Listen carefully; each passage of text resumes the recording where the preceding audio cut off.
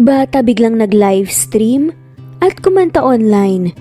Laking gulat ng isang CEO nang makita siya at nagtataka kung bakit magkamukha sila. Ilang taon na si Ivy sa industry, ngunit hanggang ngayon hindi niya pa rin nakakamit ang kasikatan na pangarap talaga niya. Kung tutuusin, talented naman talaga siya. Magaling siya sa lahat ng bagay. She can act, she can sing and dance, and she's really good at modeling. Marunong din siya sa mga instrument at nagsusulat din ng kanta. Ngunit, sadyang kahit anong gawin niya ay hindi pa rin niya makamit ang recognition na gusto niyang makamit. We'll go this way, sabi sa babae ng matandang lalaki na kasama niya ngayon. Ngumiti lamang si Ivy sa matandang lalaki kung ano pang sinabi sa kanya. Nakahawak si Ivy sa braso ng matanda habang naglalakad sila papasok sa venue ng masquerade party. Ngayon nga'y sinubukan na rin ni Ivy na humawak sa patalim.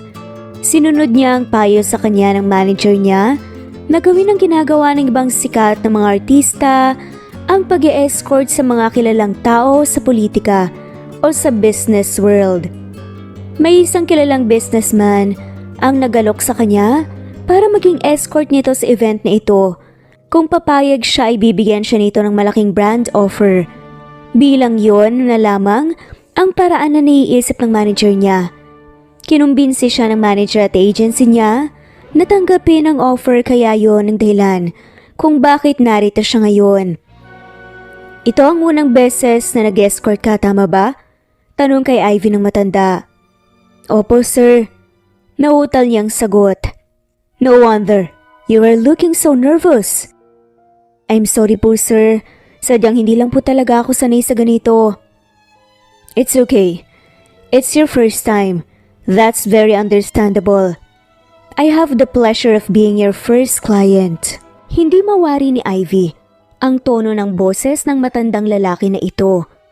Kung mabait ba ito o manyakis ay hindi niya rin alam. Naglakas loob na lamang siya hanggang sa makaupo na sila ng kasama niyang matandang lalaki at sinabi nito sa kanya na manood na lang siya sa mga mangyayari at manatili sa tabi nito. Tumingin-tingin si Ivy sa paligid niya at napansin niya ang ilan pang mga babae na kasama ng mga kilalang tao na dumating. Kung hindi siya nagkakamali, tulad niya, ay escort lang din ang mga yon. Nakasuot lang sila ng mask na nagtatakip sa kalahati ng kanilang mukha na katulad ng suot ni Ivy ngayon, kung kaya ay di niya magawang mapangalanan ang mga babaeng kasama ng mga dumarating na businessman. Nanatiling tahimik si Ivy sa kanyang kinauupuan habang ang matandang lalaki na kasama niya ay nakikipag-usap na sa ibang businessman na lumapit sa table nila. Ang iba ay nagtatanong pa kung ano ang kanyang pangalan, ngunit ang pekeng pangalan ang sinasabi niya sa mga ito. Makalipas ang ilang oras, nagpaalam si Ivy sa matandang lalaki at ang sabi ay mag-take his CR lang siya, ngunit ang totoo ay magpapahangin lamang siya nang sa ganun ay makahinga siya ng maluwag. Dahil pakiramdam niya ay hindi na siya makahinga doon sa loob kanina. No, Dad. Hindi ako makikipag-usap sa walang hiya na yon. He's an asshole. Narinig ni Ivy ang galit na boses ng isang lalaki. May kausap ito sa cellphone habang ang isang kamay ay nakahawak sa railing. No, kahit ano pang sabihin niyo, hindi ako lalapit at makikipag-usap sa taong yon. Parang tanga na nakatayo lamang si Ivy sa gilid at pinapakinggan niya ang sinasabi ng lalaki sa kausap nito sa cellphone. Maging siya ay hindi mawari kung bakit, tila ba ay natutulila siya dahil sa boses ng lalaking yon. Kung kaya nang matapos na ang lalaki sa pakikipag-usap at umikot paharap sa kanya at hindi niya nagawa na mag-iwas ng tingin. Nagtagpo ang kanilang mga mata at ilang segundo silang nagkatitigan. Who are you? Malamig ang boses na tanong naman sa kanya ng lalaki. I'm Ivy. Nautal niyang sambit at halos batukan ng sarili nang ma-realize niya na ang tunay niyang pangalan ang kanyang nasabi. Ivy. Banggit pa nga nito sa kanyang pangalan bago ito naglakad papunta sa kanyang harapan. Ngayon ko lamang narinig ang pangalan na yan. You're an escort, am I right? Perhaps you're like other celebrities who want to be popular. That's why you're here. Batid ni Ivy na dapat siyang mainis sa lalaki dahil mapang-insulto at maliit ang uri ng pagkakasabi nito ng mga katagang yun sa kanya. Ganun pa man ay hindi iyon ang naramdaman niya dahil sa halip na siya ay mainis at magalit. Nagawa niya pang tugunin ang paghalik nito nang bigla siya nitong hinalikan. Dapat ay itinutulak niya na ito palayo sa kanya ngunit sa halip na iyon nga ang kanyang gawin, hindi niya yung ginagawa. Tila naging alipin siya ng binata at kahit anong gawin nito sa kanya ay hinahayaan niya lang na gawin at kahit anong iutos nito ay agad niya ring sinusunod. Masyadong mainit at mapusok ang paghalik nito sa kanya. Huli na nang ma-realize ni Ivy that she was already under his spell. Nasa loob na sila ng isang pribadong silid at hindi niya na ito magawang pigilan at di niya na rin magawang umatras. Kinabukasan nang magising siya, ay sa kanya lang napagtanto kung ano ang kanyang ginawa at kung ano ang nangyari. Ibinigay niya ang kanyang pagkabirhen sa isang estranghero, sa isang taong kahit pangalan ay hindi niya alam. Nang magising ang binata at sa kanya lang nalaman kung ano ang pangalan nito. Lazarus Elizalde. Iyon ang pangalan ng estranghero nang naka one night stand niya. Buntis ka, Ivy. Ang sabi ng doktor ay 2 buwan na ang dinadala mo. Magsisimula pa lang ang karir mo pero buntis ka na agad. Anong gagawin natin ngayon? Ano na lang sa tingin mo ang mangyayari sa'yo ngayon pag nalaman ng management mo ang pagbubuntis mo, ha? Hindi ka rin talaga nag-iingat, no? Alam mo naman na kahit na anong gawin mo ay nakakaapekto sa karir mo. Sana man lang nag-ingat ka. Disappointed na sabi ng manager ni Ivy na si Lucio. I'm sorry. Yun na lamang ang tanging nasabi ni Ivy na hindi alam kung ano ang dapat niyang maramdaman. Pangarap ni Ivy na maging isang ina. Mula nung nagdadalaga pa nga siya, gusto nga niya magkaroon siya ng masaya at kumpletong pamilya kasamang mga cute na anak. Ngunit bago yon, gusto rin sana niyang matupad muna ang isa sa pinakamalaking pangarap niya, ang maging isang sikat na modelo o artista. Pero ngayon na unti-unti niya nang natutupad ang malaking pangarap niya, saka naman siya nabuntis. Huwag kang humingi ng sorry sa akin, Ivy. Kailangan mong mag-isip ng paraan para hindi nito masira ang karera mo. Seryoso na sabi pa sa kanya ng manager niya. Mamaya ikakausapin ko ang boss natin. Tatanungin ko siya kung anong dapat nating gawin. Kung maaari ay itatago natin sa mga tao ang pagbubuntis mo nang sa ganun ay hindi nito maapektuhan ang career mo. Dahil hindi pwede na mauwi sa wala ang lahat ng paghihirap at efforts natin. At tulad nga ng sinabi ng manager niya, nag-agree ang management niya na itago sa publiko ang pagbubuntis niya nang sa ganun ay tuloy pa rin ang pamamayagpag ng career niya. Naging successful naman ang plano nilang yun. Wala ngang ibang tao ang nakakaalam na may anak na siya.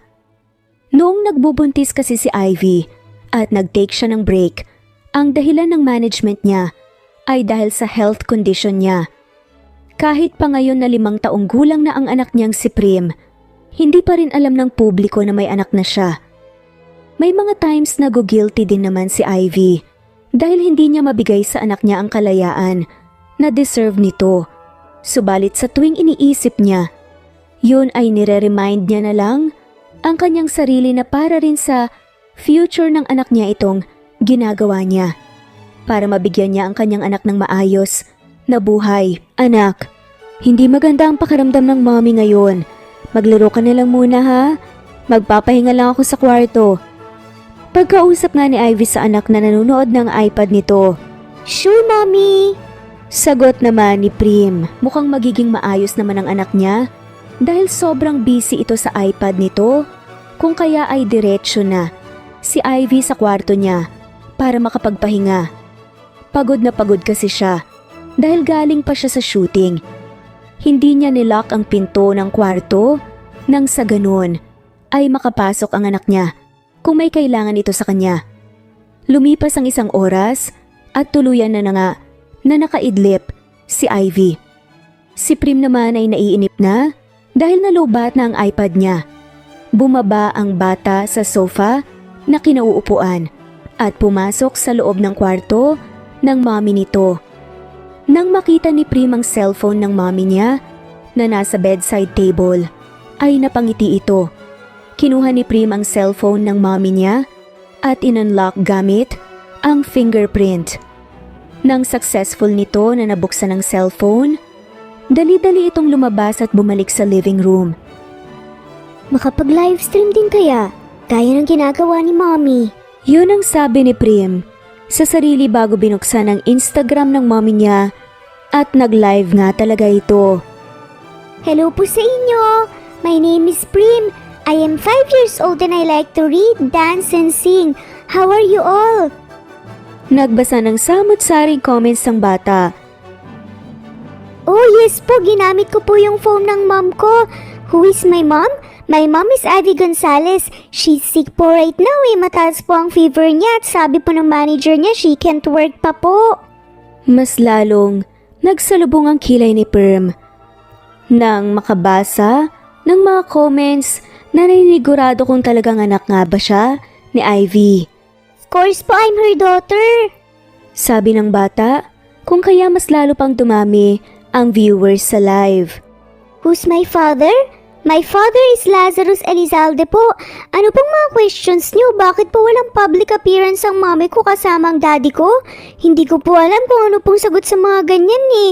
Mamaya po I'll ask my mom once na ayos na po ang pakiramdam niya.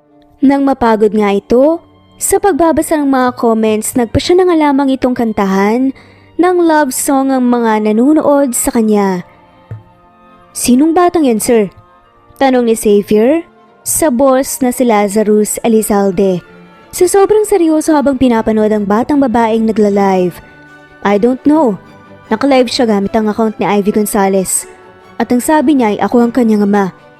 Tugon ni Lazarus. Ha? Lumapit si Xavier sa cellphone para makita ng maayos ang batang babae. Oo nga. Kamukhang-kamukha nga siya ni Ivy Gonzalez ah. Parang siya yung younger version ng modelo. Kasing kulay din ng mga mata mo ang kanyang mga mata. Ngunit, paano ikaw ang naging ama, sir? Hindi agad nakasagot si Lazarus. Gulong-gulo rin ang itsura nito habang nakatingin sa batang umaawit. Napailing na nga lamang siya. Hindi ko alam pero kailangan kong malaman ang totoo. Samantalang matapos ang pagla-livestream ni Prim, ay naging isang mainit na balita nga iyon at naging isang malaking gulo naman para kay Ivy at sa buong team niya. Anak, bakit ka naman nag-livestream? Frustrated na tanong na lamang ni Ivy sa anak. Bakit po, Mami? Bad po ba ang ginawa ko? Oo, anak. Hindi mo na sana ginawa yun. Bawal kasi yun sa work ng mommy. Anong mga sinabi mo sa live kanina? Wala naman po, they just love me po. Sobrang inosente pa na sagot ni Prim na walang kahit na anong kalamalam sa lahat ng mga nangyayari at kung ano ang epekto ng kanyang ginawa. Hinawakan ni Ivy sa magabilang balikat ng anak at sa kalmado na boses, pinagsabihan nito ang anak. Huwag mo na ulit-ulitin yun na. Next time, mag-ask ka ng permission ni mommy kung hihiram mo ang gamit ko, okay? Opo, Mami. Sorry po sa pakikialam ko po. It's okay, baby. Gumiti si Ivy at niyakap ang anak. Walang kasalanan si Prim sa lahat ng mga nangyayari ngayon dahil hindi naman ito alam kung anong ginagawa nito kung kaya hindi siya dapat magalit dito. Makakaisip naman sila ng solusyon para sa bagay na to. Ivy, may malaki tayong problema. Pagod na sabi ng manager niya. Bakit? Libo-libong mga taong nakapanood sa ginawang pagla-livestream ng anak mo sa Instagram mo. Sa katunayan, sa loob lang ng ilang minuto ay aabot na sa milyon ng mga viewers niya. Sinabi niya kagabi na ikaw ang mommy niya. At hindi lamang yun, sinabi niya rin ang totoo na ang ama niya ay walang iba kundi si Lazarus. Ano? Gulantang na saad naman ni Ivy. Marami ang mga naka-screen records sa sinabi ni Prim kagabi at sobrang trending na yun ngayon sa social media. Anong gagawin ko nito? Baka masirang karir ko. Nag-aalala pa nga, nasabi ni Ivy. Anong gagawin? Yun na nga ang problema natin ngayon, magiging sobrang malaking controversial ang pangyayaring to. At baka malagay sa panganib ang namamayagpag mong karir ngayon. Alam mo naman ang mga tao, ang lahat ay hinahanapan nila ng butas at sa oras na may mahanap na butas, hihilain ka nila pababa hanggang sa ang kasikatan na tinatamasa mo ngayon ay mawala sa'yo. Halos malaglag ang balikat ni Ivy dahil sa lahat ng sinabi ng manager niya. Hindi niya alam kung anong dapat niyang gawin pero ganun pa man, nilakasan niya pa rin ang loob niya. Huwag kayong mag-alala, Manager Shu. Susubukan ko po na ayusin ang lahat ng to. Mag-iisip po ako ng solusyon para hindi masira ang karir ko. Dapat lang, Ivy. Alam mong pinaghirapan natin ito bago mo mariting ang buhay na meron ka ngayon. Kaya hindi pwede na sa isang iglap ay mawala sa'yo ang kasikatan mo. Galit at pagod ang manager niya. Kitang-kita yun sa mukha nito ngayon. Matapos ang pag-uusap nilang yun, ay umalis na nga ito dahil may kailangan pa raw itong gawin. Nang sa ganun, ay humupa kahit papaanong gulo na to. Samantalang hindi alam ni Ivy na narinig ng anak niya ang lahat ng pag-uusap nila kanina ng manager niya. At nang makaalis na nga si Manager Shu, lumapit sa kanya si Prim habang umiiyak. Mommy, narinig ko pong nagagalit po sa iyo yung manager mo dahil po sa kasalanan ko. Sorry po, Mommy. Sorry po at dahil po sa akin masisira daw po ang career niyo. Yumuko si Ivy. Agad na pinatahan ng anak. It's okay, anak. Wala ka namang kasalanan eh. Wala kang dapat na ihingi ng sorry sa akin. Saka, hindi naman ikaw ang dahilan kaya nangyari to ngayon. May iba pang mga dahilan. Nagkamali ka lang sa mga narinig kanina, okay? Huwag mong sisihin ang sarili mo. Ganun pa man, hindi pa rin tumigil sa kakaiyak si Prim kung kaya ay kailangan niya pa itong patahanin habang nag-iisip ng paraan kung paano niya masusolusyonan ang lahat ng to. Sa kabilang banda naman ay hindi na nga nilubayan pa ng mga taga-media si Lazarus matapos ang lahat ng nangyari. Kahit siguro saan man siya magpunta ay may mga taga-media pa rin ang nakasunod sa kanya. Kung ano-anong mga katanungan ang tinatanong ng mga to sa kanya. Tulad na lamang ngayon. Katatapos lamang ng meeting ni Lazarus ngunit paglabas niya, sa restaurant ay sobrang dami ng mga taga-media ang naghihintay sa kanya. Mr. Elizalde, totoo po bang may anak ka kay Miss Ivy Gonzalez? Totoo bang anak niyong dalawang batang nasa live stream niya? Mr. Elizalde, bakit po mas pinili niyo ni Miss Ivy Gonzalez na itago anak niyong dalawa? Kayo pa rin po ba hanggang ngayon ni Miss Ivy Gonzalez o nagko-co-parenting na lamang po kayo sa inyong anak? Magmula nga nang pumutok ang controversy na yon, ay hindi na nga rin alam ni Lazarus kung ilang beses nga niya na narinig ang tanong tungkol sa mga anak daw nila ni Ivy. I don't want to answer any of your inquiries right now. I'm busy. Malamig na sabi na nga lamang ni Lazarus sa mga to subalit hindi pa rin ito nilulubayan ng mga paparazzi. Sa halip ay tuloy sila sa pagtatanong ng kung ano-ano sa mga katanungan. Sa Ivy na napanood ang lahat sa laptop niya ay mahinang natampal na nga lamang ang noo dahil sa sobrang frustration. Hindi niya na alam kung ano ang dapat niyang gawin sa mga nangyayari ngayon. 2 araw nang lumipas mula nang mag-livestream ang anak niya at hindi pa rin sila nakakaisip ng solusyon para sa maresolba ang problema na to. Hindi naman kasi pwede na itanggi niya pa ang anak niya dahil ayaw ni Ivy na masaktan lalo si Prim at alam niya rin na darating ang araw, mabubunyag lang ulit na anak niya nga si Prim at mas lalo lang magiging malaking controversy pa yon. Nag-iisip pa rin hanggang ngayon ang magiging solusyon ng management niya. Dahil hindi pwede na basta-basta silang maglabas ng anumang statement dahil isang maling galaw ay mawawala lahat ng mga nakikipag-collaborate sa kanya. Ivy, hanggang ngayon ay patuloy pa rin na pinagmimitingan ng buong committee ang mga gagawing aksyon. Kung maaari, huwag ka munang maglalabas ng kahit na anong statement sa mga social media accounts mo para hindi mas lalong makadagdag sa problema natin ngayon. Imporma sa kanya ng pagod niyang manager na kausap niya ngayon sa tawag. Yes, manager. Naintindihan ko. Huwag ka rin munang lumabas sa mamasyal. Baka may makakita sa inyo ni Perm. Stay safe. Safe naman kayo ng anak mo dyan sa kondo dahil hindi pa alam ng media ang address mo. Kaya dyan na lang muna kayo.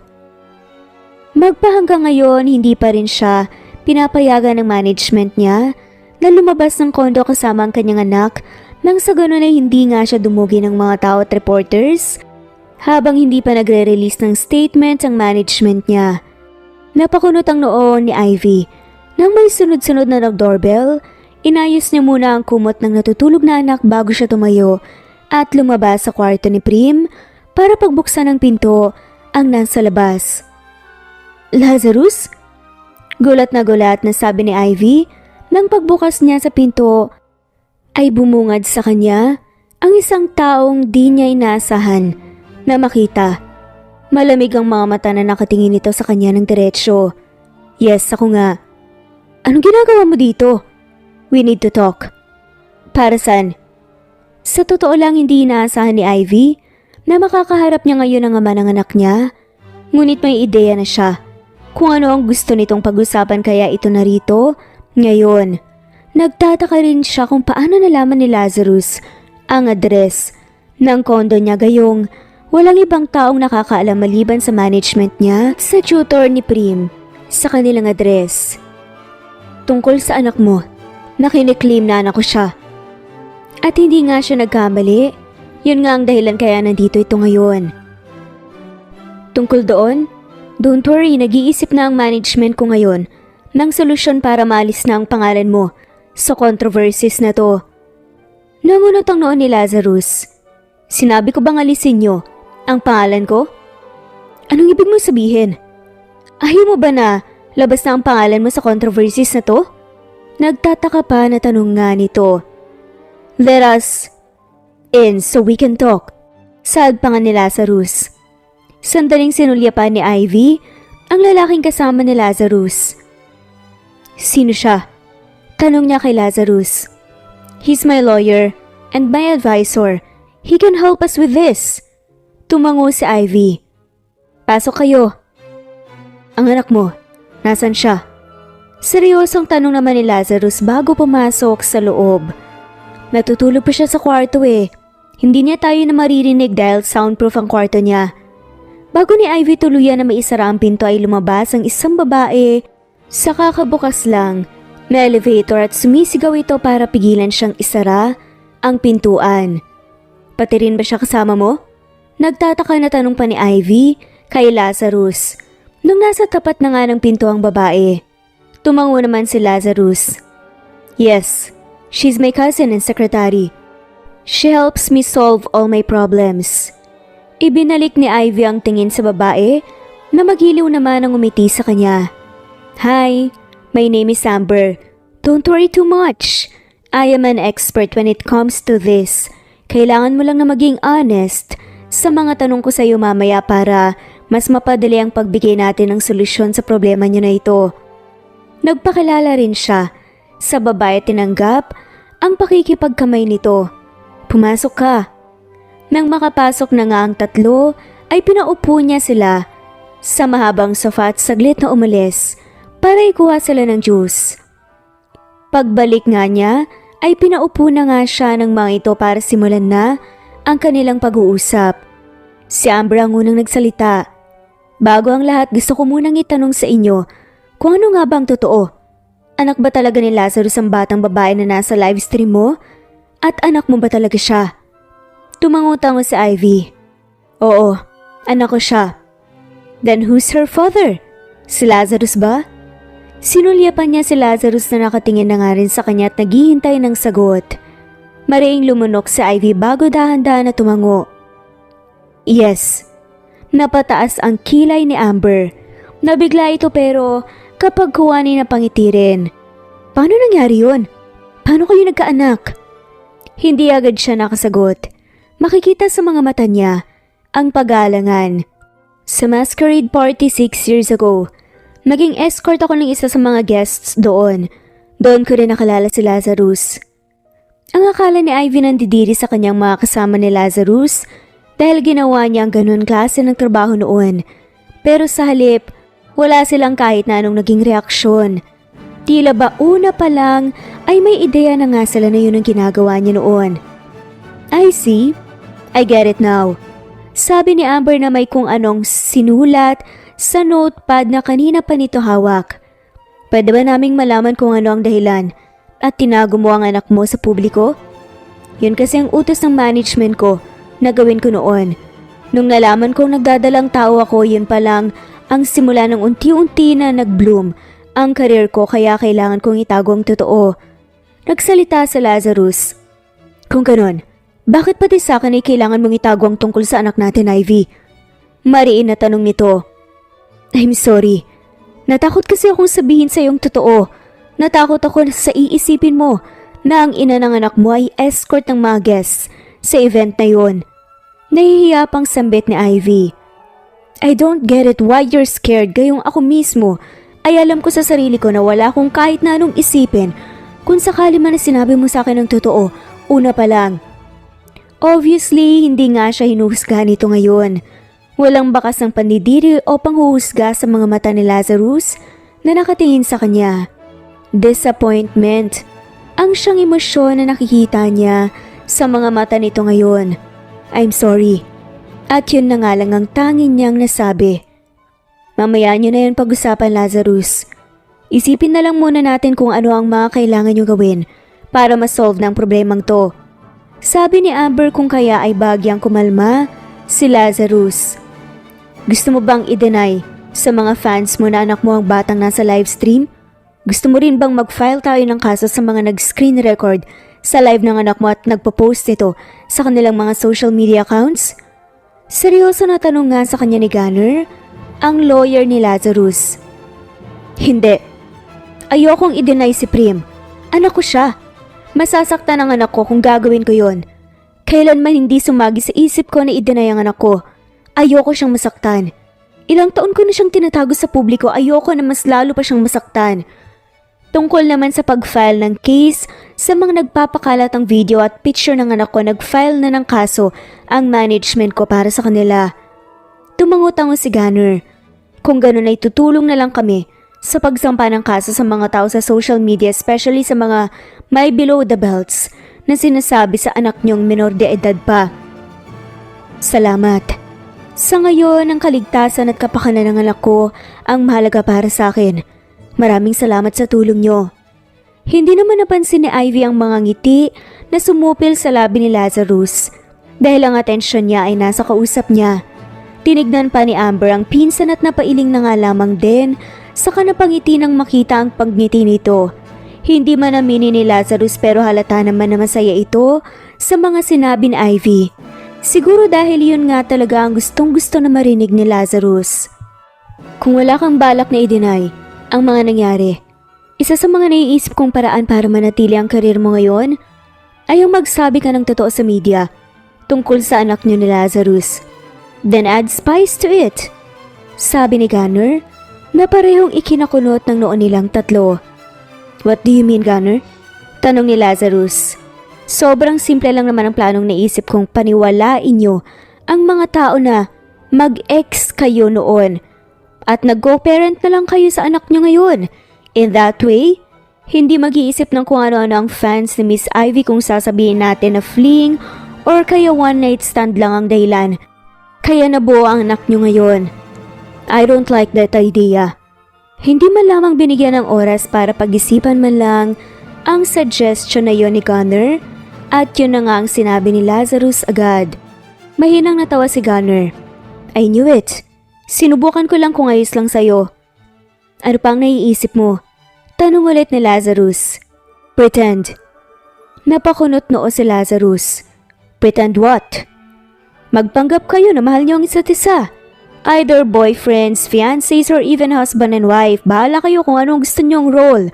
Sa harap ng mga fans si Miss Ivy, paniwalain nyo lang. Sila na mahal nyo ang isa't isa. Simpleng sabi naman ni Gunner na para bang napakadali lamang gawin ng mga suggestions nito. Ang huling role ang gusto ko. Wika ni Lazarus na ikinalaglag naman ang panga ni Ivy kung kaya hindi ka agad siya nakareact dahil pinoproseso pa ng utak niya kung anong gusto nitong mangyari. Cool! Gumawa kayo ng kwento na sobrang kapanipaniwala para sa ibang tao like kaya nyo tinago ang anak nyo dahil nga sa gusto ninyo ng peaceful na buhay para sa kanya and your supportive husband. Suggestion muli ni Gunner.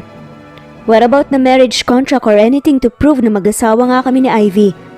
I'm pretty sure uungkatin niya ng mga tao. Come on dude, what's the use of your connection kung hindi mo naman gagamitin sa ganitong sitwasyon? Tiyak ako na magagawan kagad ng paraan ni Amber yan. Kayang-kaya niyang gawin na makatotohanan ng lahat. Yup, definitely. Wala ka pa rin bang tiwala sa kakayahan ko, dear cousin? Kalma naman, natanong ni Amber. Hindi pa rin nakakibo si Ivy. Hindi pa rin nagsisink in sa kanya ang gusto nilang mangyari. Kailangan nilang magpanggap na mag-asawa silang dalawa ni Lazarus?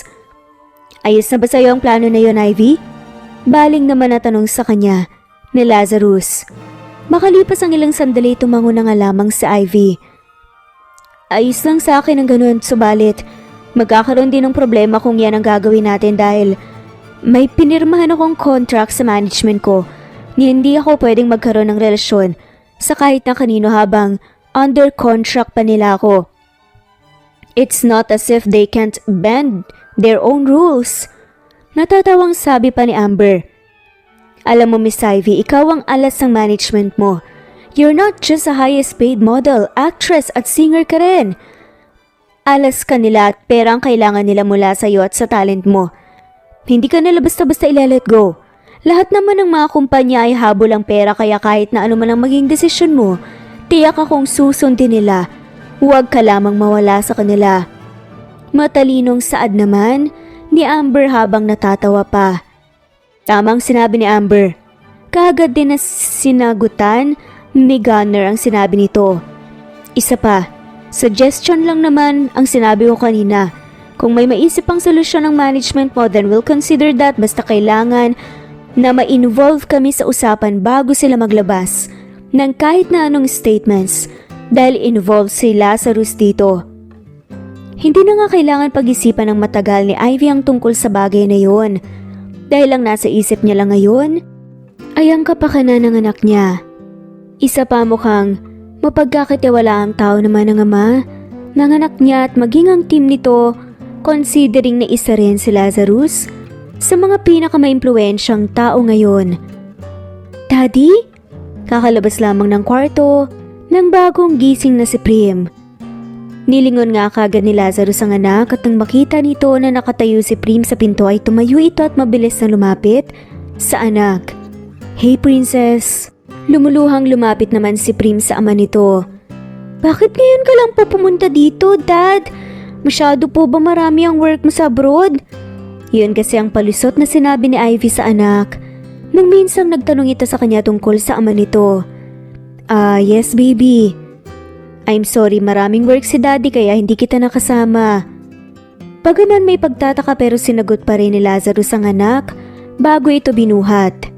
Yumakap si Prim ng sobrang higpit sa ama. Lumuluha pa rin ito dahil sa saya. Si Lazarus naman ay hinagod ang likod ng anak at yakap-yakap din ito ng mahigpit at puno ng pangungulila. Aalis ka na po ulit, Daddy? Hindi na anak, palagi mo na ako makakasama. Talaga po? Tumango si Lazarus sa anak. Pangako, hindi na ulit ako lalayo sa'yo para palagi mo na ako makasama at hindi mo na ako mamiss. Muling niyakap ni Prim ang ama nito, pero this time ay malawak na ang ngiti nito at hindi na rin umiiyak. Yay! Masayang-masaya po ako, Daddy! Ako rin, princess. Masaya rin akong nakakasama ka. Dad, alam mo po ba may problema si Mommy? Tutulungan mo po ba siya? Oo naman. Laging tutulungan ng daddy mo, ang mommy. Ngumiti si Prim yung sobrang malapad ng ngiti. Thank you po, Daddy. I love you. I love you to, Princess. Mahal na mahal ka ng daddy. Nababasag ang boses ni Lazarus habang sinasabing mga katagang yun. Naging emosyonal ang pagtatagpo ng mag-ama at ng araw nga na yun, hindi na nag-usap pa sina Ivy at Lazarus dahil ayaw nang bumitaw pa ng anak nila dito at sa pangalawang beses sa pagdalaw sa kanila ni Lazarus, saka lang sila nagkausap. I'm surprised na alam ng anak natin ang tungkol sa akin kayong tinago mo siya sa akin. Wika ni Lazarus habang nasa balkonahe sila at doon nag-usap. Matalinong bata si Prim. Palagi niyang hinahanap sa akin ang kanyang ama noon at ayoko naman na magsinungaling sa kanya tungkol sa pagkatao ng kanyang ama. Kaya yun, sinabi ko kung ano talaga ang totoo. Sagot naman ni Ivy. Tumangot-tango si Lazarus. It was a good decision dahil hindi natakot sa akin ang anak natin na makilala ko. Maraming salamat. Umiling si Ivy. Hindi. Dapat nga patawarin mo ako. Tinago ko siya sa'yo. At sa ganitong pagkakataon mo pa nalaman talaga ang tungkol sa kanya. It's not that. May mababago pa ako sa nakaraan kung magagalit ako sa'yo dahil sa tinago mo sa akin, si Prim. That no longer doesn't matter to me now. Ang mahalaga, nakilala ko ang anak ko. Ang naging sagot ni Lazarus. Sa totoo lang gustuhin man ni Lazarus na magalit dahil sa mga nangyari, ay wala na rin naman siyang ibang magagawa pa dahil naganap na ang lahat. Magalit man siya, hindi na rin maibabalik pa ang nakaraan. Mas pipiliin na nga lamang niya na mag-focus sa kasalukuyan at mabigyan ng maayos at tahimik na buhay ang anak nilang dalawa ni Ivy. Halos araw-araw na ang naging pagbisita ni Lazarus sa kanyang mag-ina. Hindi rin naman problema kay Ivy ang pagbisita lagi ni Lazarus sa kanila dahil sa karapatan naman nito na mapalapit sa kanilang anak. Ang sabi ni Gunner ay pumayag na ang management mo sa plano natin but in one condition. Saad ni Lazarus na nakaupo sa sofa. Anong kondisyon? Nagtataka at curious, natanong naman ni Ivy. Kailangan kong mag-invest sa kanila. Nabigla at natigilan siya ng bahagya dahil doon. Huh? It's okay. Matagal ko na rin namang plano na mag-invest sa kanila. Kung ganun papayag ka sa kondisyon nila? Naniniguradong tanong naman ni Ivy. Casual na tumango si Lazarus. Yup. Sigurado ka? Oo naman. Walang problema sa akin ang bagay na yon tulad nga ng sinabi mo ang kapakanan ng anak natin ang mahalaga sa ngayon. Napangiti naman sa Ivy sa sinabi niya ni Lazarus. Salamat Lazarus ha. Siya nga pala.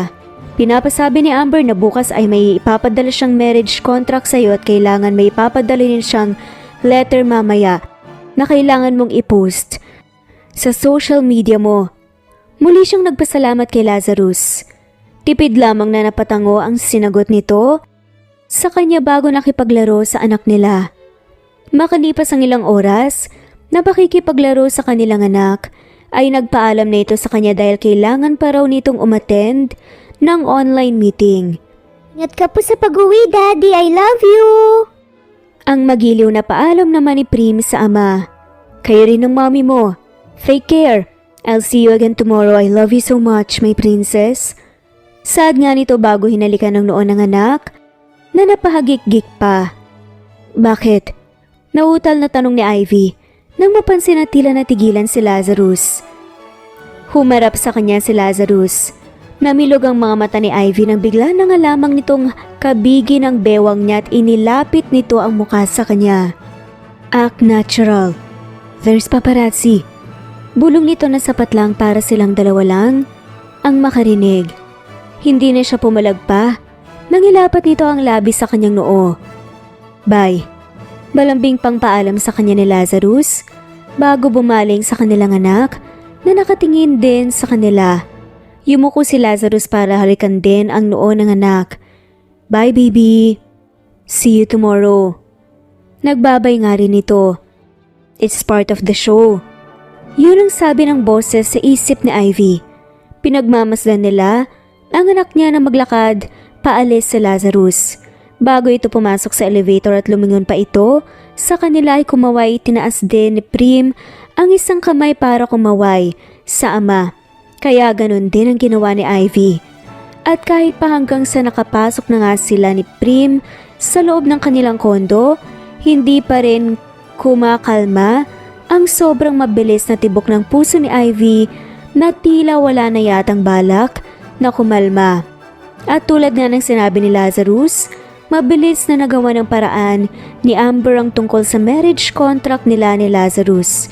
Si Amber na mismo ang nagdala ng marriage contract sa kondo niya at pinapirmahan yun sa kanya. Mabilis na naging magkasundo si Amber at Prim, na sa tuwing binibisita si Amber, sa kanila ay halos ayaw ng pauwiin ni Prim ang tita nito. Matapos nun ay naglabas na nga rin ng confirmation ng management niya na anak niya si Prim. "Hello?" Sabi ni Ivy nang masagot ang tawag mula sa unknown number isang araw. "Hi." Bahagyang natigilan si Ivy at nagkunot pa ng noo. Hindi siya pwedeng magkamali.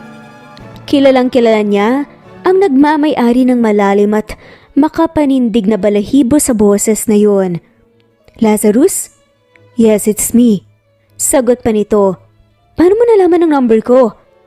"Nakuha ko sa manager mo." "At bakit ka napatawag? May problema ba?" Tanong niya ulit dito. "Just wanted to check on you. May mga nanggugulo pa rin ba sa inyong paparazzi?" Kinagat ni Ivy ang ibaba niyang labi.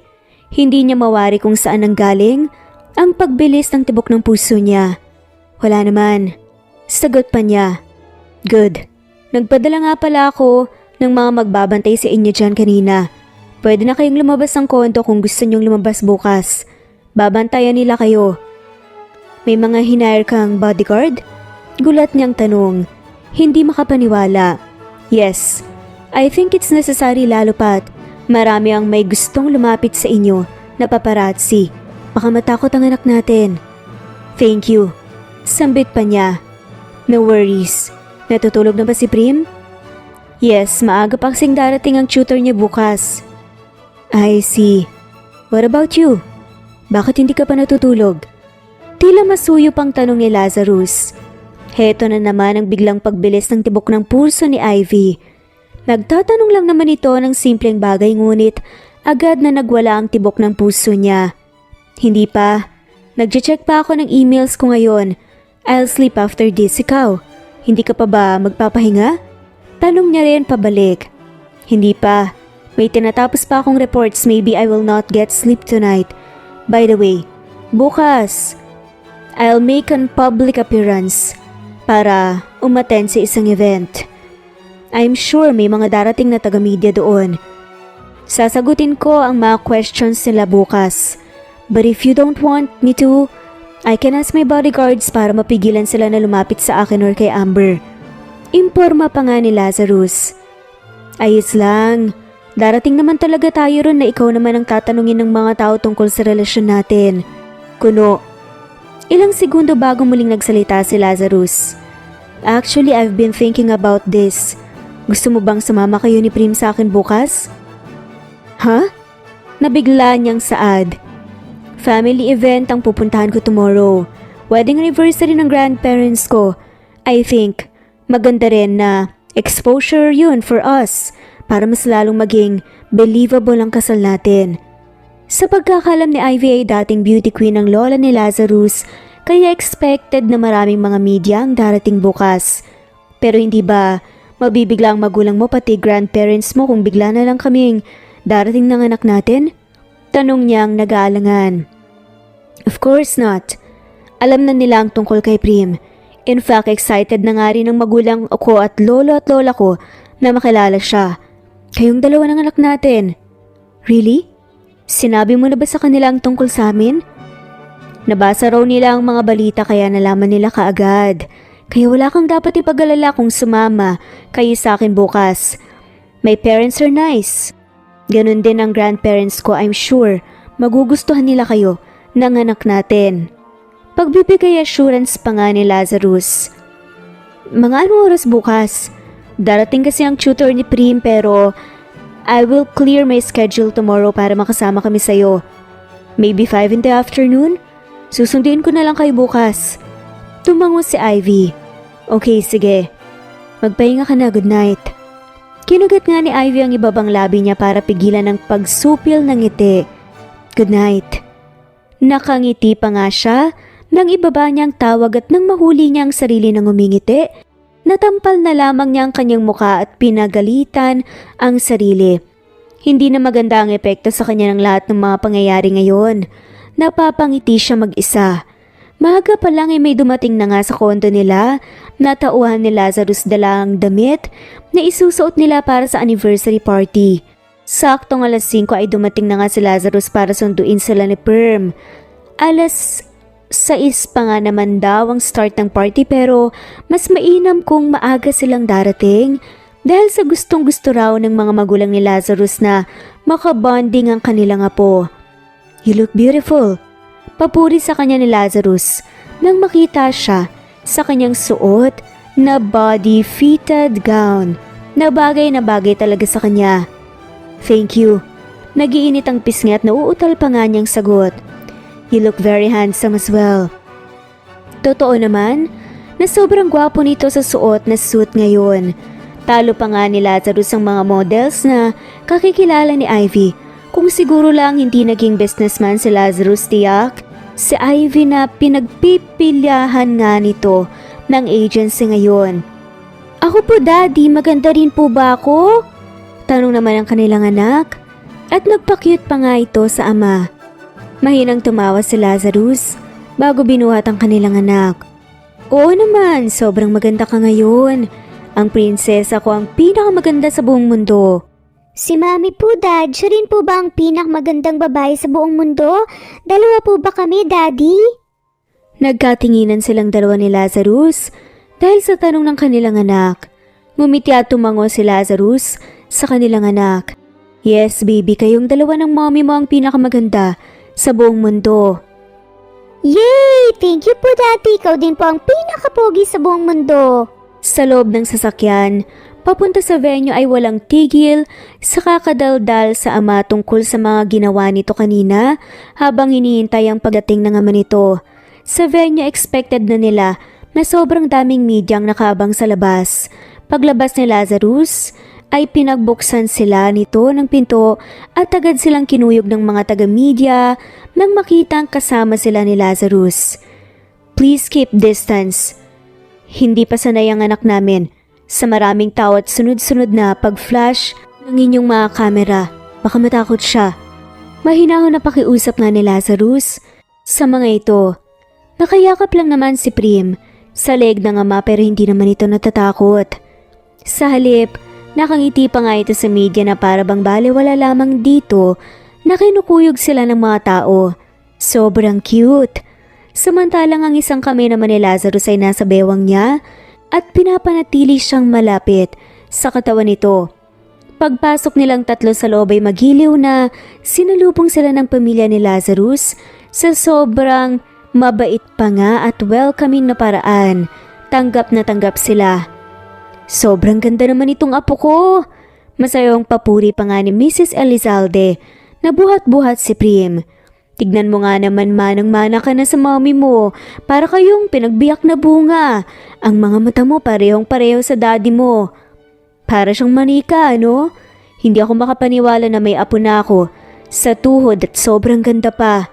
Hindi naman makapaniwala na sabi ng lola ni Lazarus. Humagikik na nga lamang si Prim. Thank you po. Maganda rin po kayo, Mami La tsaka Grandma. Ang sabi po ni Daddy ay beauty queen daw po kayo noon, Mami La. Naku, totoo yan na po. Noong kapanahunan ko kasi, kasing ganda kita. Talaga po? Gusto ko rin po maging beauty queen katulad mo po paglaki ko. Suportado na suportado kita dyan sa gusto mo, apo. Tiyak ako na magiging isang magaling na beauty queen ka rin paglaki mo. Inulan na nga ng papuri ang buong pamilya ni Lazarus, si Prim na naging komportable rin kaagad kasama sila. Maging si Ivy, hindi rin na nilubayan ng kamag-anakan ni Lazarus na ang iba ay mga fans niya pala. Lazarus, ngayon lang ulit tayo nagkita. Masayang wika ng matandang lalaki na lumapit sa kanila kasama ang asawa nito. Masaya lang ako makita kayo ulit, Mr. Santiago. Magaling na saad naman ni Lazarus. Sandaling sinulyapan siya ng matandang lalaki. Sino siya? Lumapit sa kanya si Lazarus at muling pinulupot ang kamay sa bewang niya. Misis ko, si Ivy Gonzalez. Talaga? So totoo pala ang bali-balita na may asawa ka na. Ngumiti at tumango na nga lamang si Lazarus. Opo, hindi namin inaasahan na may asawa at anak ka na pala. Akala ko ay fake news lang yung kumakalat na balita sa social media. Natatawa na sabi pa ng asawa ni Mr. Santiago. Pero congratulations sa inyong dalawa. Napakaganda ng asawa at anak mo. Para silang manika, napakaswerte mo sa kanila, Lazarus. Salamat po. Nahihiyang sabi pa nga ni Ivy. Buong party na yun ay nasa kanilang tatlo lamang ang atensyon ng mga tao. Masaya si Ivy na kahit pa yun ang unang beses na nagkita sila ng pamilya Lazarus at kahit pa matagal na nga na panahon niyang tinago sa mga ito si Prim ay hindi sila nagtanim ng galit sa kanya. Sa halip ay sobrang mabait sila sa kanila. Ang hiling pa nga ng mga tao ay sa bahay nito sila tumira para raw lagi nilang makasama at makabanding ang nag-iisang apo. Ivy! Malakas sa pagtawag kay Ivy ng co-model niyang si Tarya. Kasunod nito, ang iba pang mga modelo. Bakit? Nagtataka naman na tanong niya sa kanila nang makalapit. Noon kasi hindi siya pinapansin ng mga to kapag walang kamera. Ngayon lamang marahil. So totoo palang bali-balita na may anak ka na at kasal ka na rin? Usisa ni Corinne. Oo. Grabe ka pala, Ivy. Kung hindi pa pala kusang nag-live ang anak mo at hindi rin naglabas ang statement ng management mo, hindi mo rin naaminin kung anong totoo. Wika naman ni Macy. Yes, hindi ko naman kailangan na i-publicize ang lahat ng buhay ko. May privacy din naman dapat ako eh. Hindi magustuhan ni Ivy ang tono ng mga boses ng mga nakausap niya, na kapwa-modelo at maging ang tingin nila sa kanya na para bang pinapamukha sa kanya na masamang asawa at anak siya dahil lang sa itinago niya ang lahat sa publiko. Pinaniwala mo ang fans mo sa kasinungalingan mo na hanggang ngayon ay single ka pa rin. Iba ka talaga. Mahina siyang natawa dahil sa sinabi nito. Tingin ko ay nagkakamali ka lamang ng akala ko rin. Ni minsan wala akong kahit na anong natatandaan na sumagot ako sa mga katanungan tungkol sa relationship status ko. Nag-assume lang yung iba.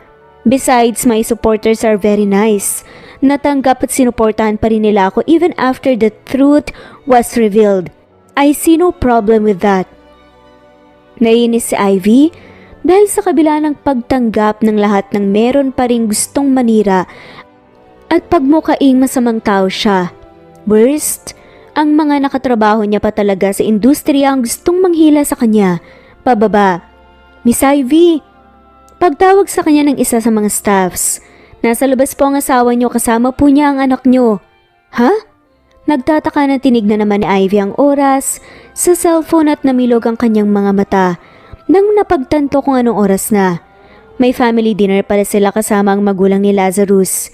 Hindi niya napansin dahil sobrang dami ng trabaho niya ngayong araw. May interview pa siya kanina para sa Vogue at sunod-sunod na mga photoshoot. Gosh, kailangan ko nang umalis. Pwede pa sabi sa manager ko na umalis na ako kasama ang magama ko para sa family dinner kung sakaling hanapin niya ako? Sige po, Miss Ivy. Nagmamadali na kinuha nga niya ang kanyang bag at dali-daling lumabas sa studio. Masayang sinalubong siya ng anak na si Perm na yumakap na nga rin sa kanya at kitang-kita sa mga mata ang labis na pagkamangha dahil ito ang unang beses na nakapunta ito sa workplace niya. Pasensya ka na. Kanina pa ba kayo naghintay sa akin? Sabi niya sa asawa. No, halos kararating lang namin. Don't worry, hindi naman nainip ang anak natin dahil nilibot ko muna siya dito. Pasensya na talaga. Nag-smile si Lazarus. I told you, don't worry about it. May mga mata at taga-media na naman ang nakamasid sa kanilang tatlo kung kaya ay kailangan nilang mag-act na sweet para walang magduda o mag-assume na nag-away nga silang mag-asawa. Matapos humalik ni Lazarus sa kanyang pisngi, kinuha nito ang anak na buhat niya para ito nang magbuhat at hinawakan ng isang kamay niya. Isang linggo matapos ang family dinner ni Lazarus, nagpaunlak na si Ivy ng interview sa isang sikat na talk show sa bansa. Kasama niya ang kanyang mag-ama para magbigay ng kasagutan. Maraming tao ang gustong mabigyan ng sagot ang katanungan na ito magmula nang pumutok ang balita tungkol sa pamilya nitong dalawa. Bakit nga ba itinago ninyo ang relasyon at anak nyo sa publiko sa loob ng mahabang panahon? Tanong pa nga sa kanila ng interviewer. We wanted to give our daughter a peaceful life where she could live freely without being constantly watched by 1,000 eyes. Gusto lang naming iparanas sa kanya ang ganoong buhay, ang normal na buhay. But we don't plan to hide her for the rest of her life. Tungkol naman sa kasal namin ng asawa kong si Lazarus una pa lang, ayun na ang napagkasundoan namin. We want to keep it private but not a secret. Paliwanag ni Ivy na ikinatango na nga lamang ng interviewer. Marahil ay masyadon nga kayong private mag-asawa dahil matagal na panahon bago pumutok ang balita tungkol sa relasyon nyo. Ang galing nyong magtago. Natawa na lamang na sabi na nag-i-interview at sunod-sunod na tinanong si Lazarus ng isang bagay na tila maging si Lazarus hindi rin nagustuhan. Totoo ba ang mga haka-haka na kaya lamang sumikat si Ivy dahil sa'yo, Mr. Elizalde? I mean, you're wealthy.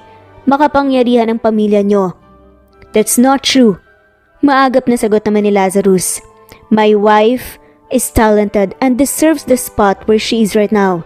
Kahit wala akong may tulong sa kanya ay makakamit niya ang tagumpay sa sarili niyang pagsusumikap. Tulad nga ng sinasabi ng iba, nasa kanya na ang lahat so I am the reason for her success.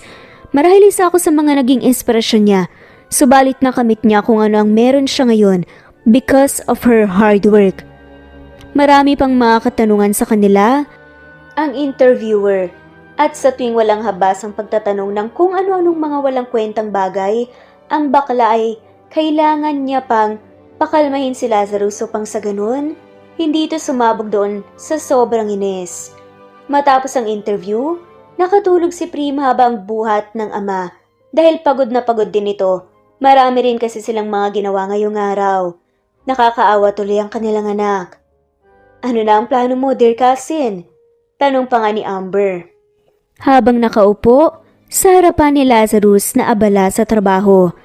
Sandaling nagangat ng tingin si Lazarus. Plano saan? Plano sa buhay nyo. Nang mag-iina mo, Alam nga namang until now, wala ka pa ring plano sa isip mo. Ano, stick ka na lang dyan sa pagpapanggap nyo na mag-asawa at mahal nyo talaga ang isa't isa? What? Hindi ba ito ang plano natin? Oo nga. Ito nga ang plano natin para maiiwas ang mag-ina mo sa issue ng mga tao pero hindi naman pwede na habang buhay na lang kayong magpapanggap. Sabi ni Amber sabay irap sa kanya. Akala ko ba matagal mo nang gusto si Ivy? Wala ka pa rin bang balak na mag-confess sa kanya? Of course, I have plans. Naghihintay lang talaga ako ng magandang pagkakataon. Sagot naman ni Lazarus. Mahina siyang tinawanan ni Amber. You're still torpe. Magpipitong taon na pero magpasa hanggang ngayon ay wala pa ring lakas ang loob na mag-confess sa kanya. Galit na galit ka tuwing may mga umaligid sa kanya pero ikaw naman tong ayaw bumakod. Binakuran ko na nga, diba? Ano pa bang dapat kong gawin? Hindi pa rin sapat na inangkin mo siya sa public kung hindi naman totoong relasyon yung dalawa. Sandaling natahimik si Lazarus at napaisip. Marahil nga ay tama ang pinsan niya, hindi pa rin sapat ang ginawa niya dahil wala naman yung label at wala rin yung katotohanan. Maaring totoo ang feelings niya at may nararamdaman siya para kay Ivy. Ngunit ano ang silbi nun kung hindi naman nito alam kung ano ang tunay niyang nararamdaman para dito? Mahigit 7 taon na ang nagdaan subalit magpahanggang ngayon ay wala pa rin siyang sapat ng lakas ng loob para aminin ang tunay niyang feelings. Mula nga siguro nang makilala niya si Ivy sa masquerade party na yun at may nangyari sa kanilang dalawa, ay umibig na rin siya para dito. Ang kaso sadyang wala siyang lakas ng loob, umamin. Naging follower siya ni Ivy. Sa lahat ng social media platforms nito, lahat ng event nito sa buhay ay alam niya. Kaya nga nung nag-live ang anak nila, ay napanood niya agad. Ang lahat ng iyon, paano nakabantay sarado talaga siya sa lahat ng accounts ni Ivy. Ang kaso, hindi pa rin pala sapat ang pagiging isang masugid na followers niya. Dahil di niya nalaman agad na nagkaroon sila ng anak nang dahil sa isang gabi na yun. Noon pa man, gusto niya na magkaroon ng chance na mapalapit muli kay Ivy. Pero ngayon, na nakamit niya na ang chance na yun. Ngayon, naabot kamay niya na ang babaeng minamahal. Bakit tila wala pa rin siyang lakas ng loob na magtapat? Huwag mong hintayin na mawala sa'yo ang chance, dear cousin. Sobrang malapit mo nang makamit ang pagkapanalo, don't miss the chance. Tinapik ni Amber ang balikat niya, saka nginisian siya. Simulan mo nang mag-ipon ng lakas ng loob pero bilisan mo. Baka mahuli ka at mauwi sa walang chance mong to. You don't want that to happen, right? Right. Siguro nga kailangan niya na rin na itigil ang pagiging coward at torpe niya. Kailangan niya nang mag-ipon ng lakas ng loob. Ayos ka lang ba, Lazarus? Tanong ni Ivy nang makitang mukhang sobrang lalim ng iniisip. Napansin ni Ivy na lagi na lang sobrang lalim ng iniisip ni Lazarus. Sa lumipas na ilang mga araw, para bang may napakalaki itong problema. I was thinking. Hindi tinuloy ni Lazarus ang sasabihin at mukhang nag-aalangan pa ito. Napakunot naman ang noon niya at naupo sa tabi nito.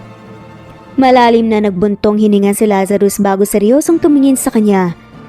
Paano kung sabihin ko sa iyong matagal na kitang gusto? Magagalit ka ba sa akin kung yun ang nararamdaman ko para sa iyo?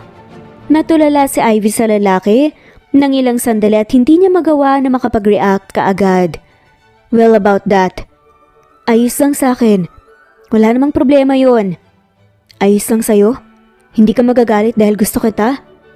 Casual siyang nagkibit balikat. Of course, hindi ako magagalit. You like me, then it's fine with me. Dapat nga na maging masaya ako dahil pareho natin na gusto ang isa't isa, right?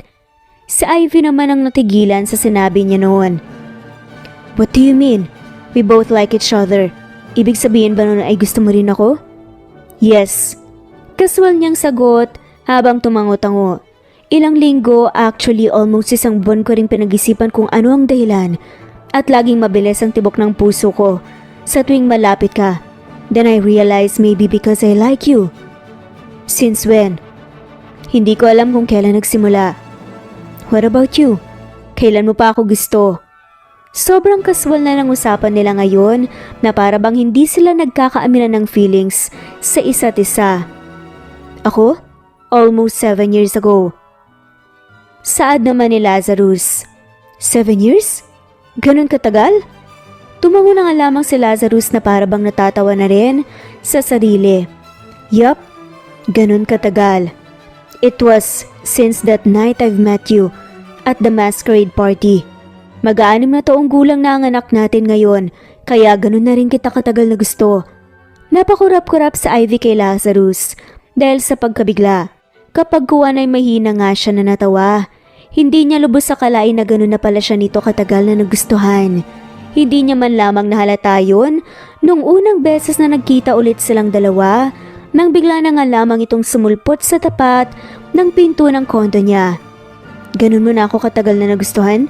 At ngayon ka lang nag-decide na umamin ang feeling sa akin? Gulantang pa rin, natanong niya. Tumangutango naman ang lalaki.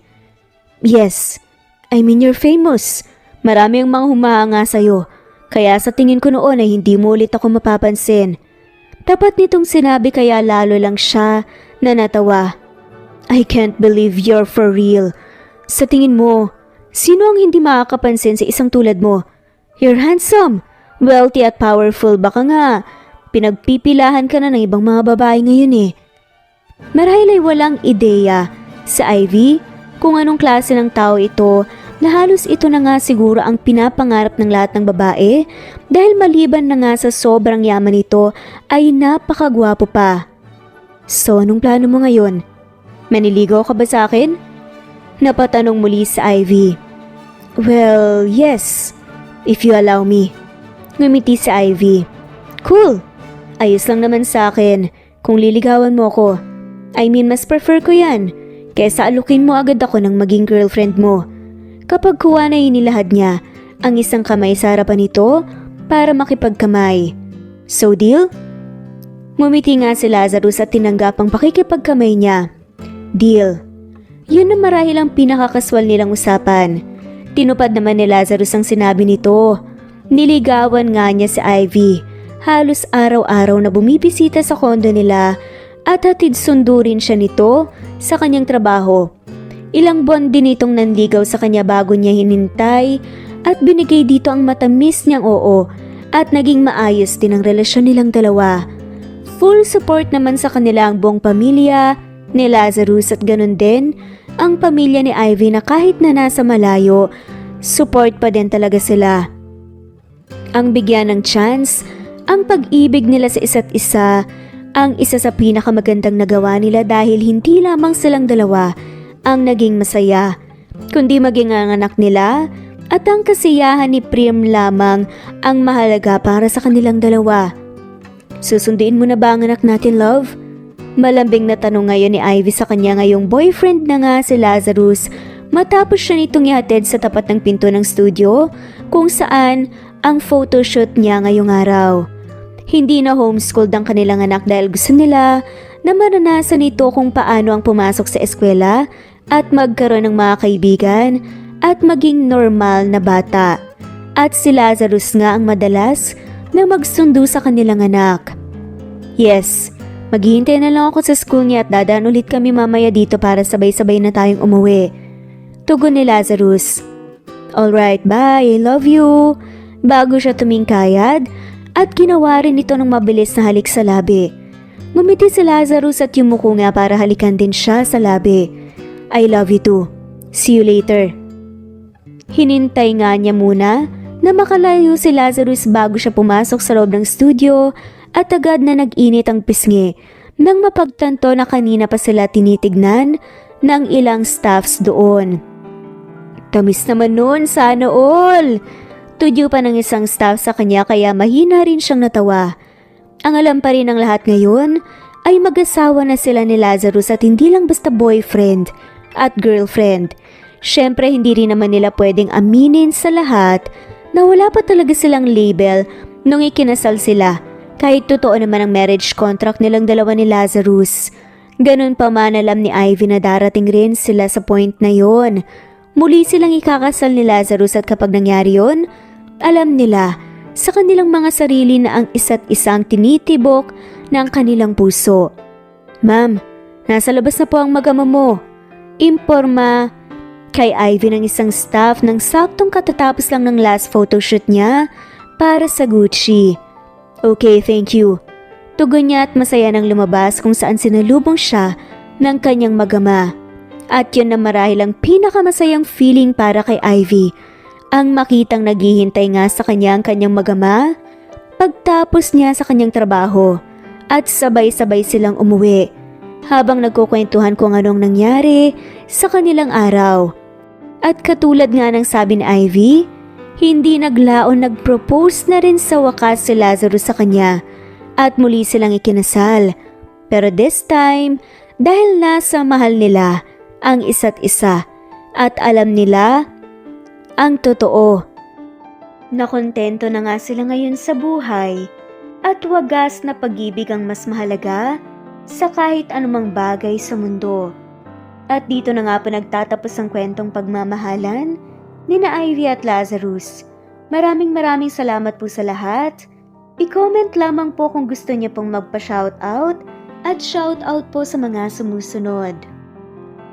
Daisy Blaza, Mercy Villantes, Mary Rose, Linda, Marin Gramos, Merlilin, Linley, Miriam Gertags, All About My Dogs, Marisa de los Reyes, Lina Almazan, Bella of Zambales, Eduardo Policarpio of Toronto, Canada, Eduardo, Linley of Macau, Princesita Manzon, Trixie Yen, Liliano Bebe, Hailey Balajay, Vida Dichosa, Diti Bulatete, Rosana Romero, Presbyteros Rose Nitz Nebria, Janet Lardizabal, Elena Abagon, Annalie Flor, Nitz Nebria, Rama Butch, Evangeline Zamora, Erico Misol, Charlene Cantina, Romana Gorospe, Kinshano Ebas, Jovi Aure, Esteban Andrade, Elvi Cantontol, Alexa Ani Gomez, Ellen Fortuno, Nena Ano, Angelina Ducusin, Remedios Solmantil, Luciado Dolores, Ani Bucao, of Isabela, Eli Bitasolo, of Milan, Italy, Jessica Vargas, Aniseta Andrino, Evelyn, of Neva Ecija, Diana Agana, Marites Nitura of Saudi Arabia, Eva Violeta, Gerald Schiff, Lynn Lee, Veronica Briseño, Carmencita Falcon, Merlin Diaz, Helen Murillo, Natalie Navarro, Honey Villasenor of Kuwait, Annie Hoson, Merlin Barosa, Maria Luisa San Jose, Lina Cruz,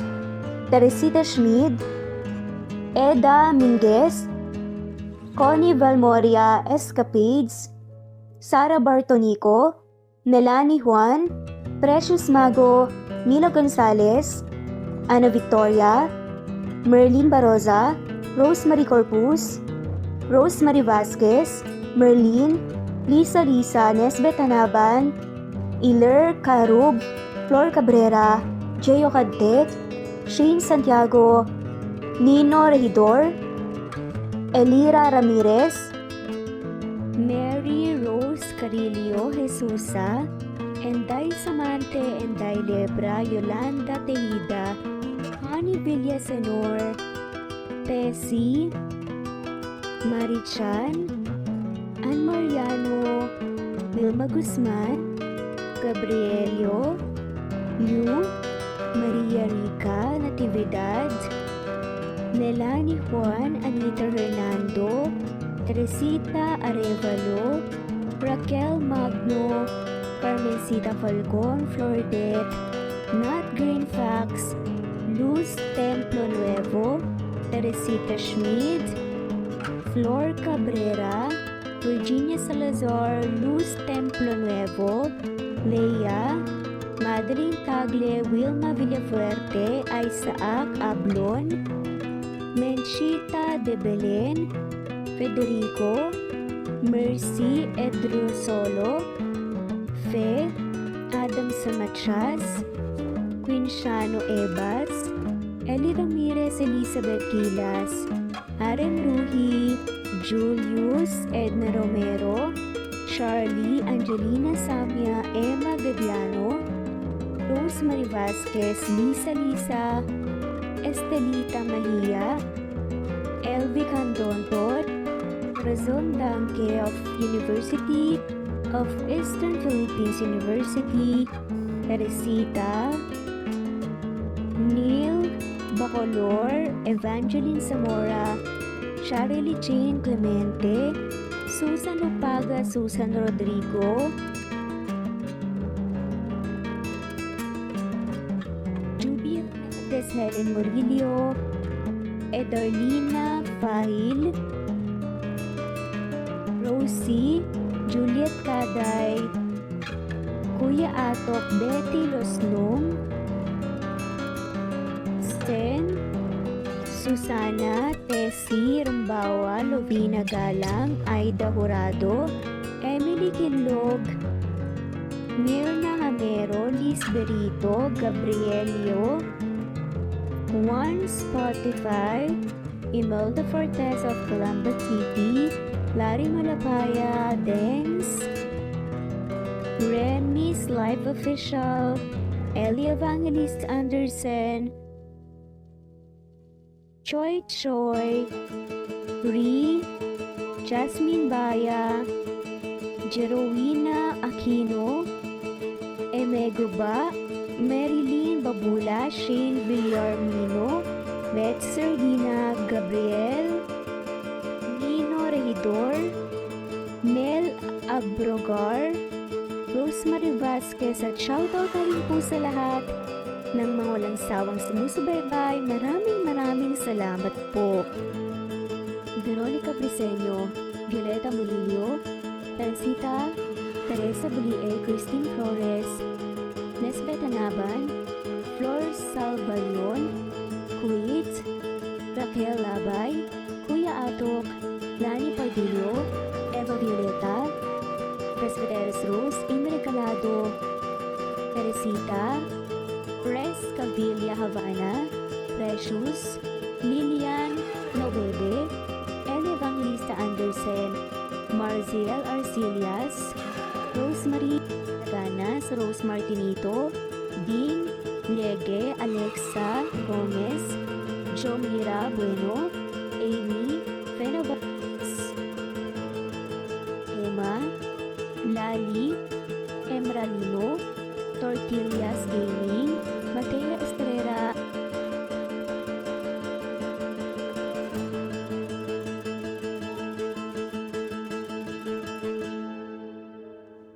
MM, Penning Escal, Neri Cabangon, Lucia Baldo, Rosemary Vasquez, Londono Villas, Faye, Rosemary, Angelo, Vicky Adlaon, Mercy Villantes, Rezeline Unday, Allen, Ace, Nino Regidor, Jeyo Cadec, Escapades, Matilda, Irma Valerio, Agustin Aniceto, Cecilia Albior, Naitan Canada, Lily Roda Barcial, Eli Ramirez, Doris Day Pangan, Lynn Lee of Macau, Reyes, Rebecca Tezuka, Noel Macero, Iselina Credo, Mitchie Karch, Romel Carion, Juliet Pandilio, Lynn, Merlilyn Zenny Marion,